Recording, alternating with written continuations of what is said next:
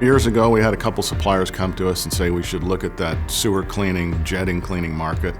Since we had the high pressure pump lines, we were able to go into that market, and then we added hoses and nozzles and various pumps and vacuum pumps, and that has enabled us to cater to a larger customer base.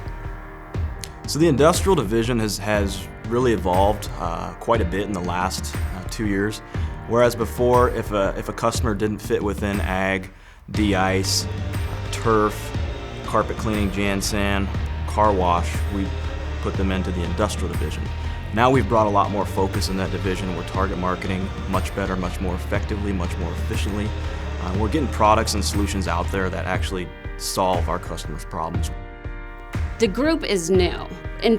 We've done industrial sales since I've been here. We're just now getting more product focused.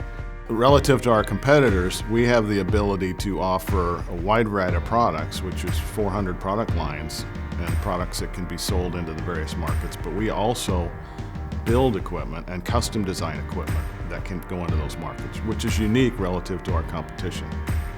What I really enjoy about the industrial division is being able to help grow and establish something, not quite from the ground up, in the sense that the industrial division's always been a part of Dultmeier sales, but the fact that we're bringing more focus into the industrial division, we're better to offer solutions that really do solve customers' problems.